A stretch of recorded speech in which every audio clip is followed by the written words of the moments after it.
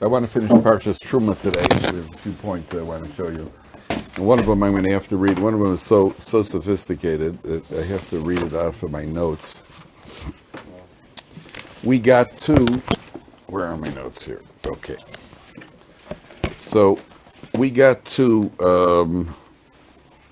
Perik, let me just take where we are here. We got to, wrong one. Yep. Pull a rabbit out of my hat. Wrong notes.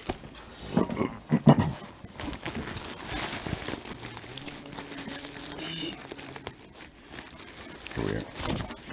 Okay. We got to Perik Chaf Hey, Pasuk Chaf Gimel. Okay. So we're talking about the shulchan. Talk about the shulchan, the table. The table with the showbreads. 2526. 2525. So that's on page 448. Good. Okay, so let's take it from the beginning of shulchan. Vesisa shulchan atzei shite, make a shulchan of shitim wood. Amasayim orko ve'ama rochbo ve'ama v'chetzi kamaso. 7 lines on the bottom. So we had said already that the idea of the shulchan is the only utensil that has a broken dimension other than the Aron Kodesh, and that on the height dimension, which we said represents the fact that the shulchan, which is prosperity, means that on length and width, which is the dimension down here, a person should be satisfied with what he has, whereas when it comes to spending on tzedakah and on all spiritual needs, then a person should see himself as always capable of doing more. Now, Jared asked an important question before we come to tzedakah. Doing more doesn't mean irresponsibly giving more. Maybe slide down so Shmuel could put his chumash on the table. It doesn't mean irresponsibly giving away more money, and doesn't mean irresponsibly spending money. I mean, the person within the framework, we're talking about somebody who could give, a person who could give, should give. A person who could give, should give. There's a famous story with the Chafetz Chaim. Chafetz Chaim had a disciple, and this disciple was learning in the yeshiva with the Chafetz Chaim. He said he wants to leave the learning, he wants to leave the yeshiva because he wants to become a businessman, and then he'll make money, and he'll be able to support Torah and give tzedakah and this, that, and the other. Okay, the guy left the yeshiva, and he went off into the business world. Chafetz Chaim didn't see him for many years. The guy became wealthy. He was living in Vilna, and the Chafetz Chaim came in to see him. Chafetz Chaim was collecting for his yeshiva, fundraised for his yeshiva, and he comes in, and he goes into this guy, and as soon as they close the door, the guy bursts into tears. This is his former disciple. He bursts into tears, and he says to the Chafetz Chaim, says, "What's wrong?" He says, I'm suffering from an incurable disease." The Chafetz Chaim says, "What is this disease?" He says, "I cannot open my hands to give tzedakah. I got a lot of money, and I just can't get myself to give money away." The Chafetz Chaim said to him, "You did something so foolish. You know, I told you then that you should stay in the yeshiva world. You said you want to go out and make money and give tzedakah, which is a very noble idea. What you overlooked was that your plan to give tzedakah was being made at a time when you did not have money. So your yetzer hara not to give tzedakah was a very small yetzer hara because you didn't even have the money to give. But as you increased money, the yetzer hara increases parallel to your money. So the more money you have, the more yetzer hara you have. That's why you're finding it difficult to give. So people always daydream, what would I do if I had money? You know the famous story, they called this guy into the Communist Party, calls this guy and say, "Comrade, what would you do if you had a boat?" He said, "If I had a boat, I would donate it to the party." He says, "What would you do if you had a summer home, a summer mansion, a dacha, whatever they call it?" He says, "If I had a summer home, I would donate it to the party." He says, "And what would you do if you had a shirt?" "A shirt I would keep." So he said, "I understand. A boat you give us, a house you give us, a shirt you keep." He says, "Yeah, a shirt I actually have." You know, when you have something, so that's more difficult to give it away. I'll give away anything. I'll give away lots and lots of money. I don't have the money. When you have the money, then we all have plans of how much we give away if we won the lottery. So that's what the height dimension is teaching us. Okay, then the Torah says like this. Now pay attention, you have to see the words very carefully here. Vitzipisa oso zahav tahor, you should make it pure gold. coat your table with pure gold. That means what you earn should be pure. Your finances should be pure, no shtick. Ve'asisalo zer zahav saviv. And you should make a golden crown around it. Now, the zer zahav represents the crown of when you use your money properly. Now, what does that mean?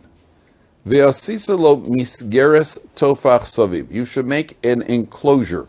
How does the art scroll translate the misgeres? The chafei? Gold crown. No, the misgeres. Molding. A molding.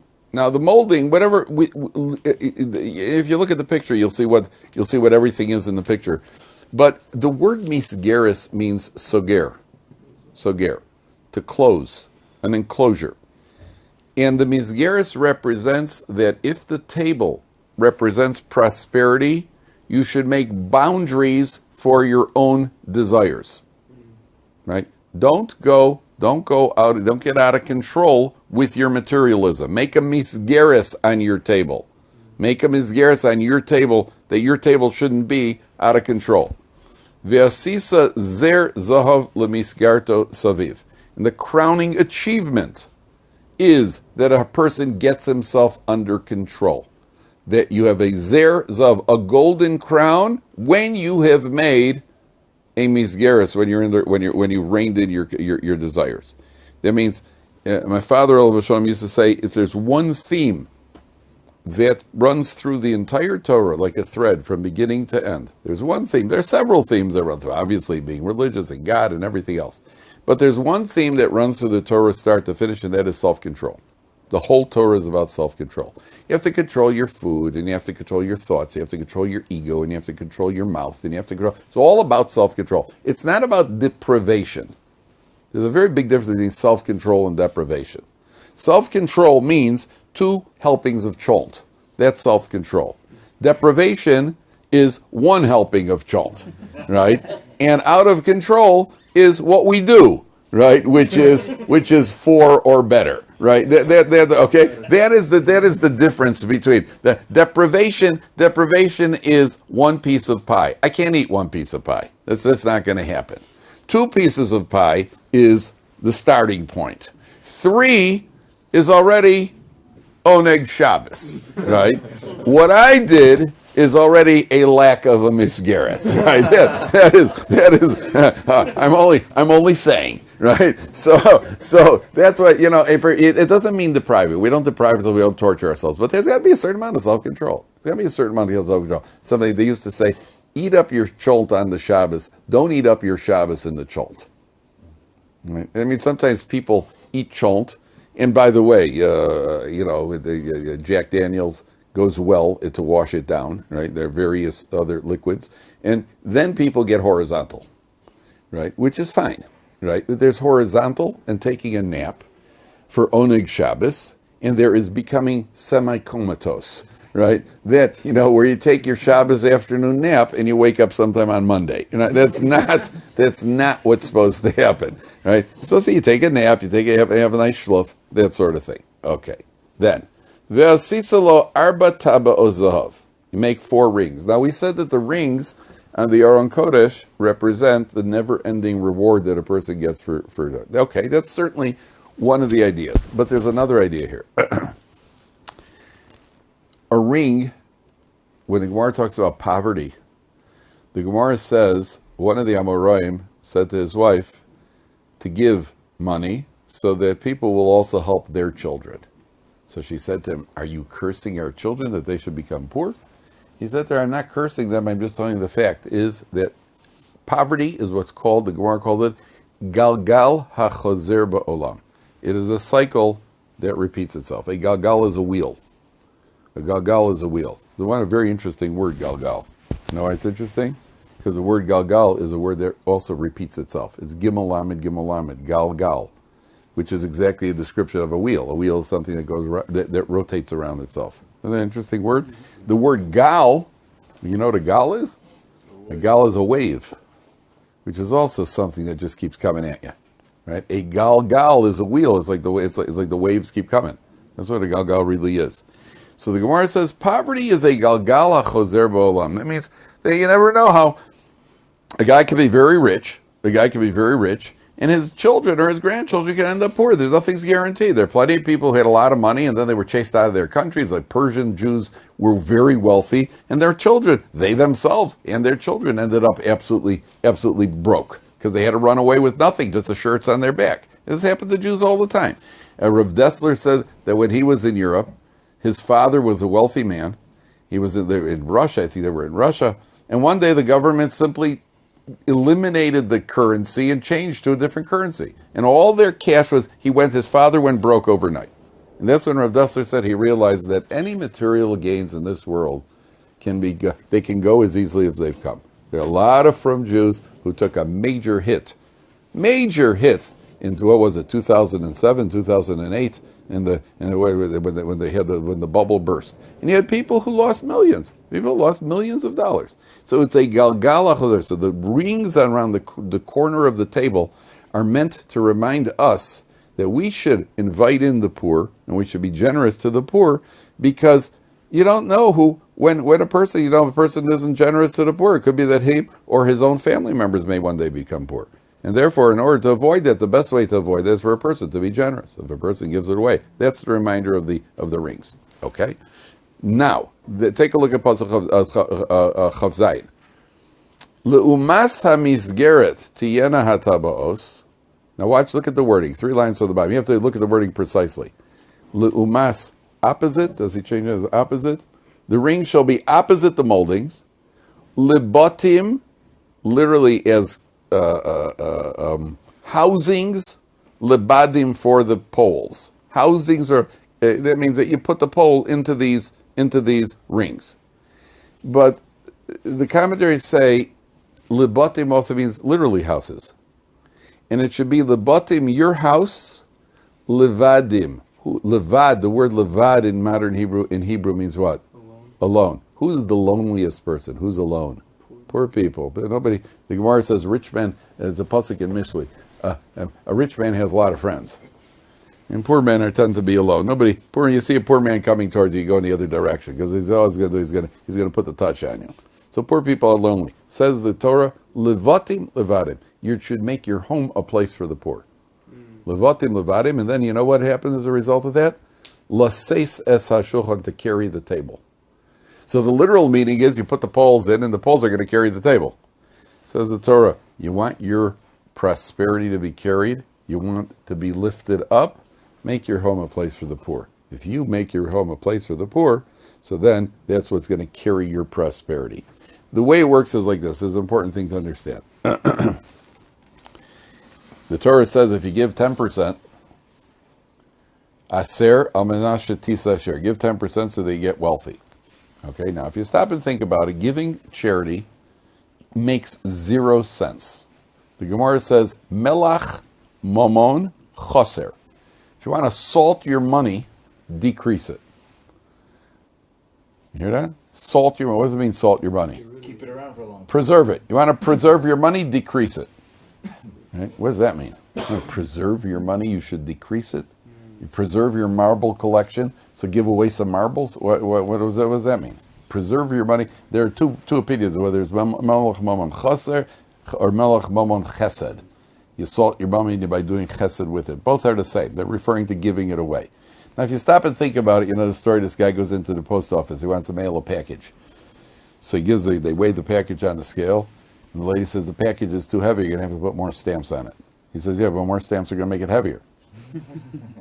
Right? Good argument. Right? That's a good argument. What's going on here? The answer is that some things in life, the way it works is like this. HaKadosh Baruch Hu has poor people in the world, and he wants them to have money. And he needs people to be the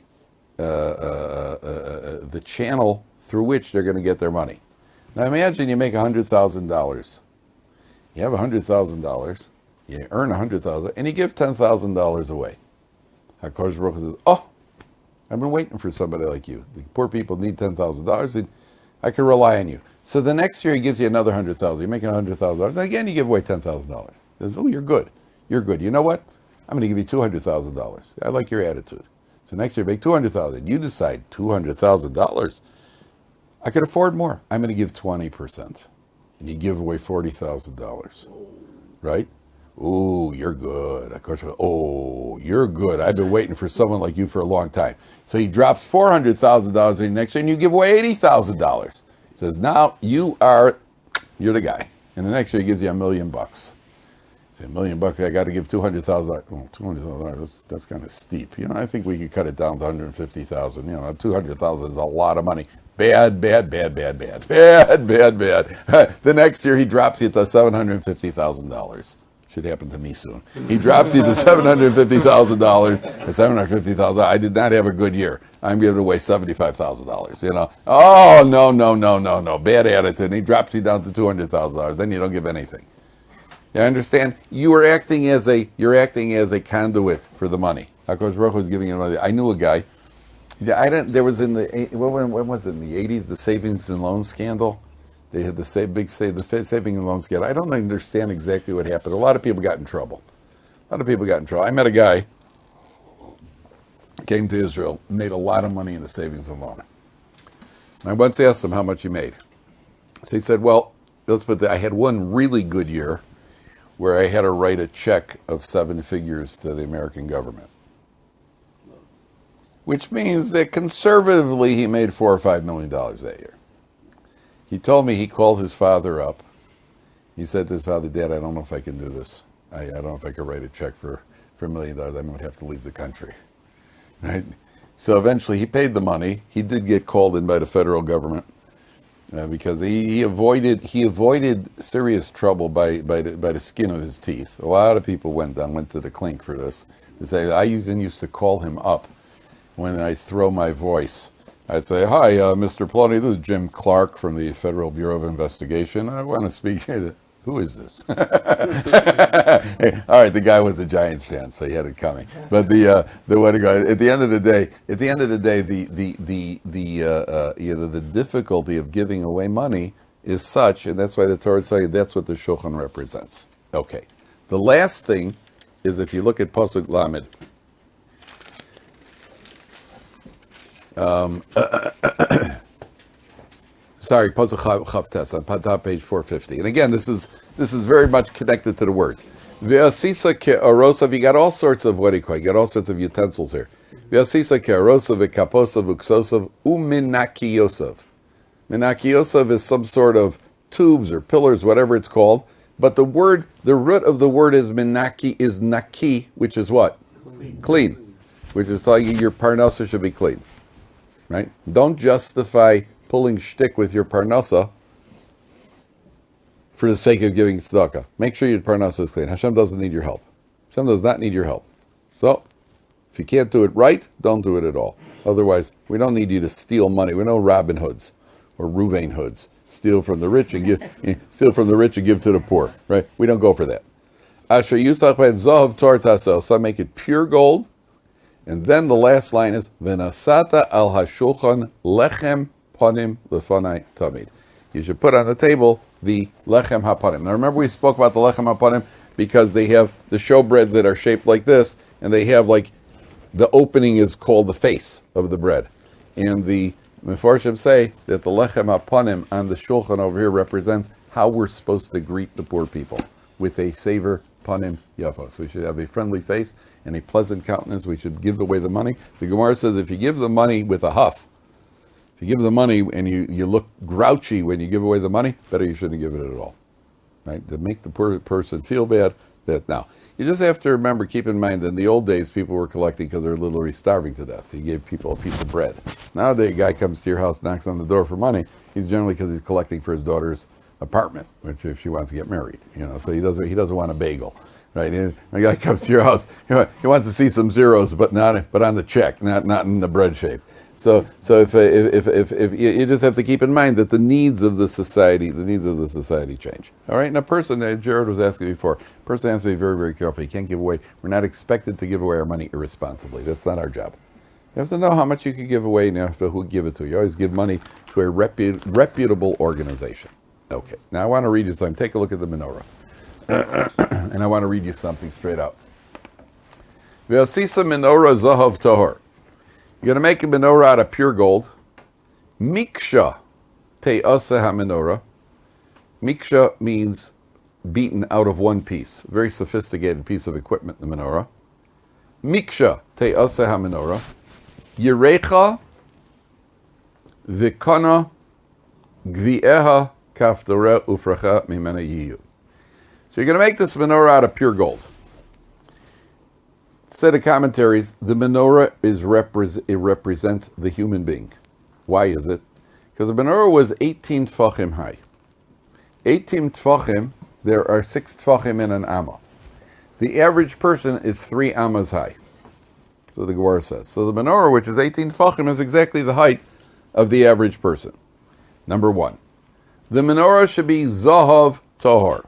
That means we are striving to make ourselves pure gold. Pure gold. Gold is obviously the standard. Till today, gold is the standard.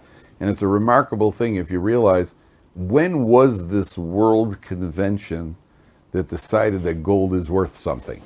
Because if you stop and think about it, there was gold in the north, and there was gold by the Incas in the south, and and everybody loved gold. Where do we know that gold is worth anything from? Anybody know? Because it's rare. Because it's rare. Soap in certain countries is also rare, right? But you're going to do better with gold than you are with soap, right? It's because you can give it shape very easily, right? Yeah, but gold, people don't use gold for building. It's not worth anything. What do you do with gold? You can't build things with gold. Gold is one of the it's not a metal that you could use for anything. Nobody builds with gold. Gold is when you want to show off, so you schmaltz it up with gold. Nobody goes, it's useless. It's a useless metal. What? It's sparkly and shiny. So is glass. Mirror. And so is what do you call it? Because it was on the ephod? It was why was it on the? It was on the ephod because it's gold. It's not because on the ephod. It's because the Torah says that gold was worth something. Because the Torah, at the time of Ma'aseh Bereshis, when the Torah says that HaKadosh Baruch Hu created the world, so it says in the gold, in page 12, it says the various rivers came out. Take a look, page 12. The 4 rivers that came out of Eden. There were 4 rivers that came out of Eden. 4th line. 4th line from the top on page 12. Shem ha'echad Pishon. The name of one of the rivers is Pishon. Hu ha'soveves kol eretz ha'chavila asher sham ha'zohov.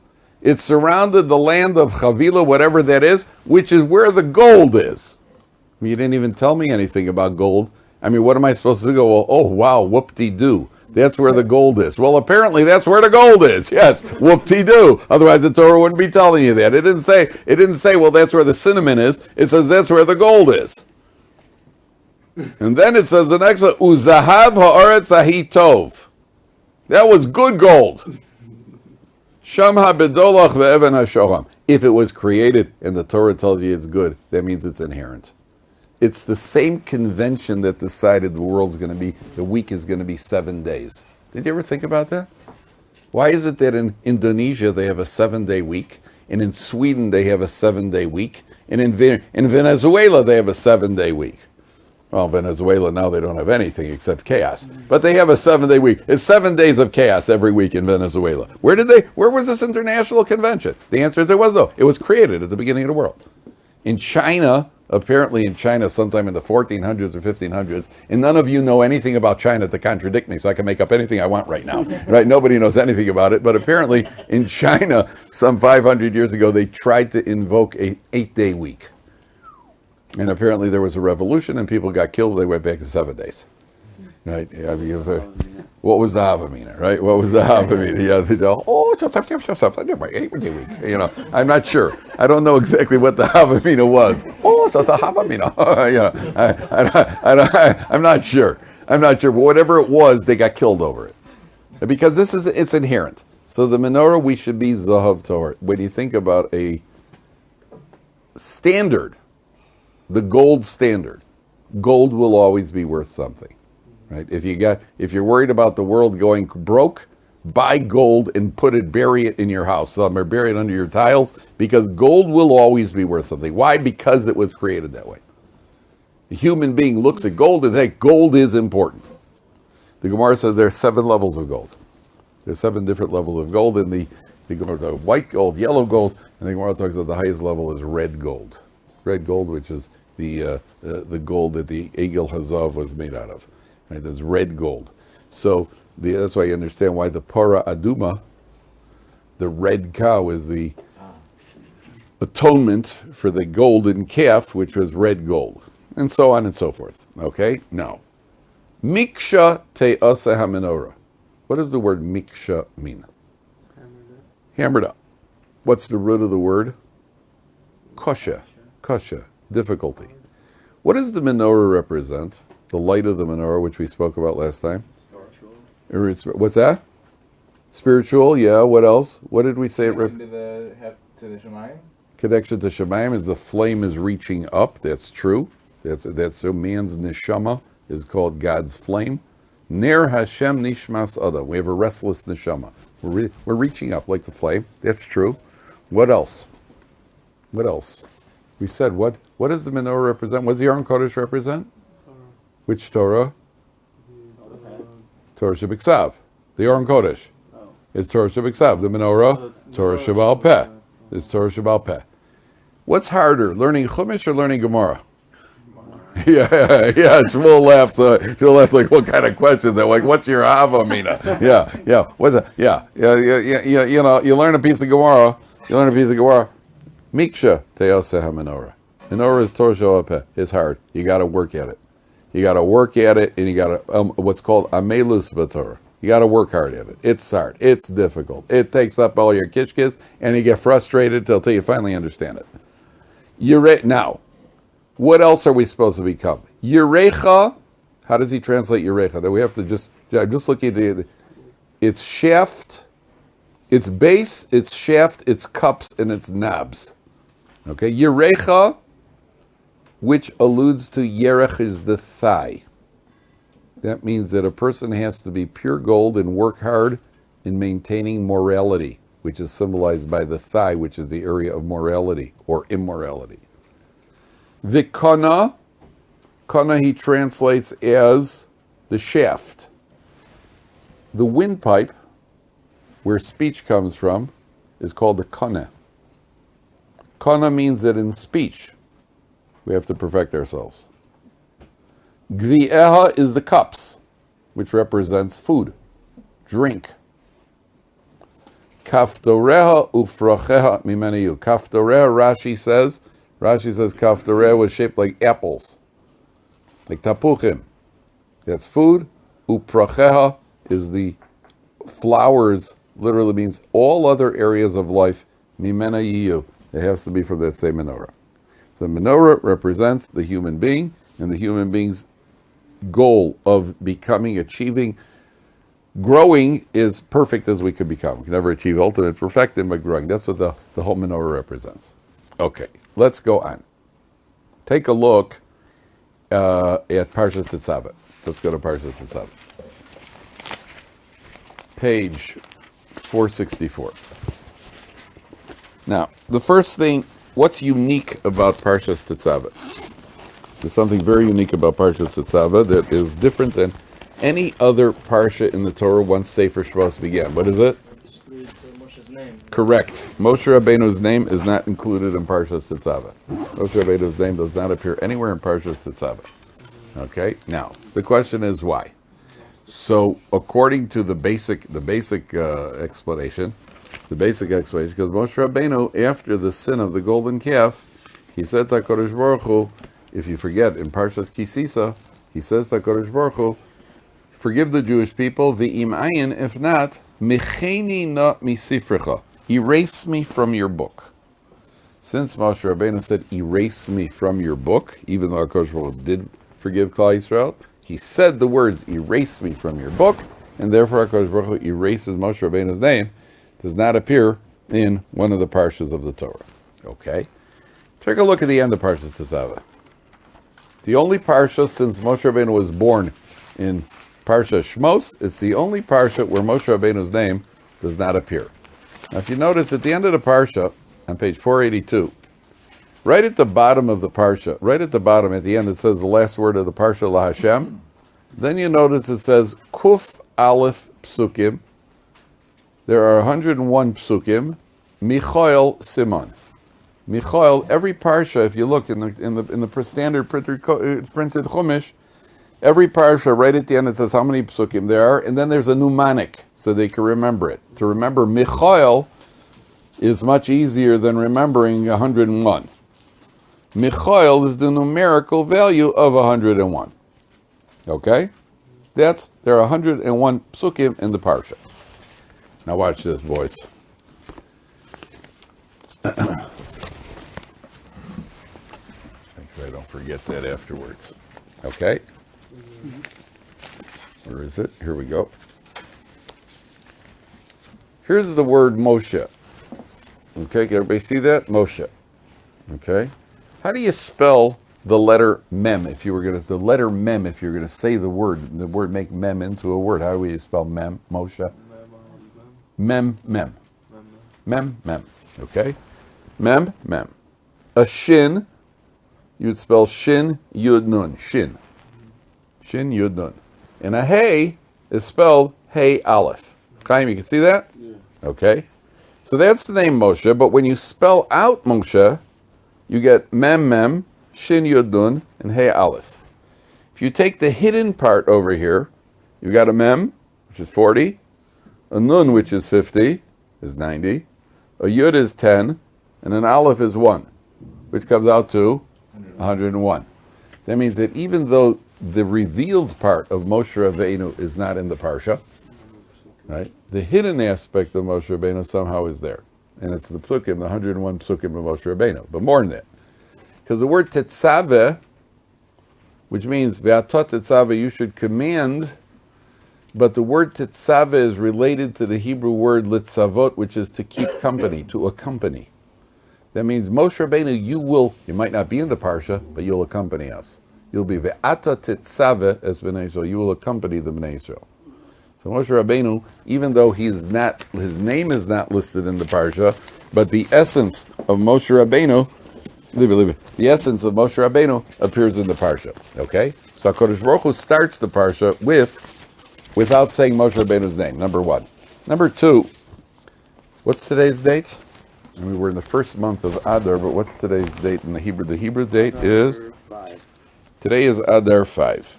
And today is Adar 5? Yes. Tuesday is Zayin Adar Aleph. Okay? So this year happens to be a leap year. What is Zayin Adar? Moshe Rabbeinu's birthday. Moshe Rabbeinu's birthday. So Parshas Tetzaveh always comes out either the week before or the week after. It's right around Moshe Rabbeinu's birthday. Almost, spot on. Okay, now there's a leap year, but it's always in around Moshe Rabbeinu's birthday, either the week before or the week after. So one of the commentators explains, you see, in other religions, the birthday is the big day.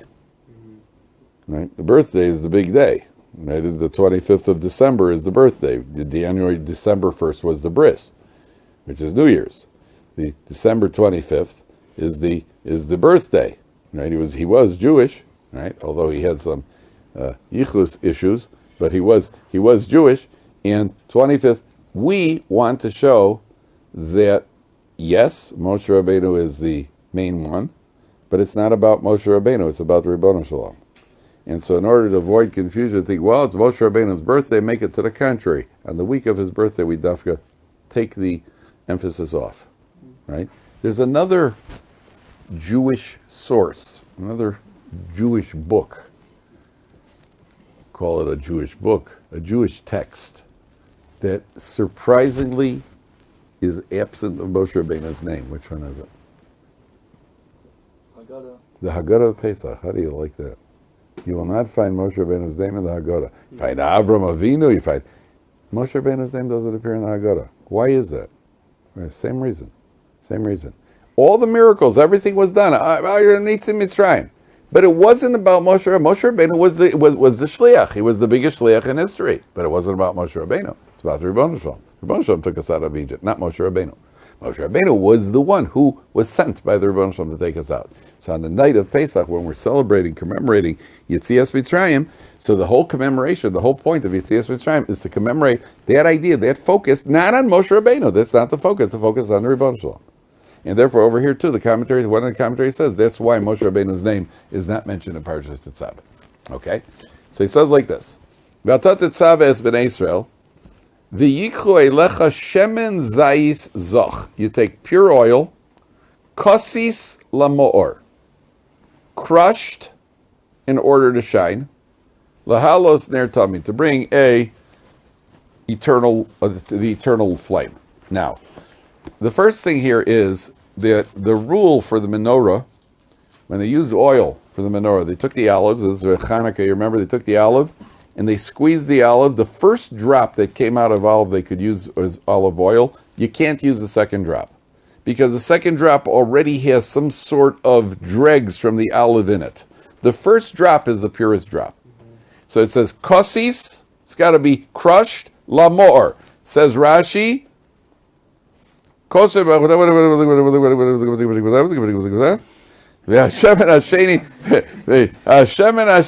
of Rashi. The second drop of oil is disqualified for the menorah. The kosher lemenochos, but you can mix it in with the meal offerings.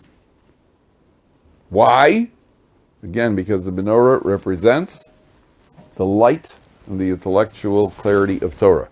Torah has to be learned with purity.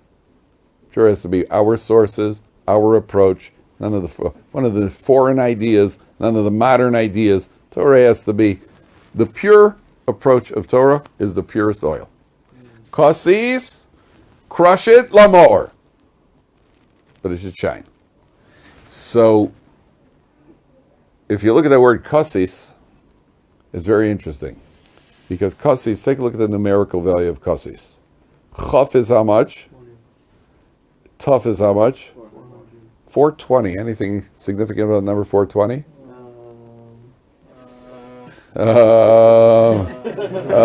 Yeah, 420. Yeah, let's see, 420. Let's see. Ty Cobb once hit 420. Yeah, that's true. Right, he didn't get Rogers Hornsby, was 424 in 1924, but okay. Yeah, 420. Yeah, what else? Yeah. 420 is the second base of English, stood 420 years. Then there's a Yud and a Tuf. Then there's a Yud and a Tuf, which is 410, which is first base of English was 400. First base of English is 410. So you have both base of English is alluded to. Kosis, 420, and 410, crushed. They were crushed. They were destroyed, lamoor. They shone, they lit, but they were eventually crushed. But then there's going to be a third one. What's going to be the fate of the third one? Lehalos ner tamid. That's going to be eternal. The third one is not going to ever be destroyed. Lehalos ner tamid. That's idea number one. Idea number two is that a person, we have to be very careful here, a person has to crush himself in order to shine. That means a person has to push himself and exert himself, whether it's in Torah learning and doing for other people, in developing as a person, and it's not easy. It's not easy. We have to push ourselves. But one of the Bali Musar says, I love this word, he says, yeah, you have to crush yourself, but make sure it's lamor, or you end up shining as a result. So if Rav Steinman could live in a hovel with peeling walls and not even own a chair, and he ended up shining, that's because he was holding on that level. If we push ourselves, a person has to know, yes, we have to push ourselves. Yes, we could do a little bit better. But if we start going into deprivation, we talk about a man who ate 130 grams of cream of wheat in the morning, a potato for lunch, and another 130 grams of cream of wheat at night. That ain't going to do it for me. Now, maybe you, not for me. Right? This is a man who once tried to limit his water intake because, why should I take useless, needless pleasure from the world? I don't need to drink right now.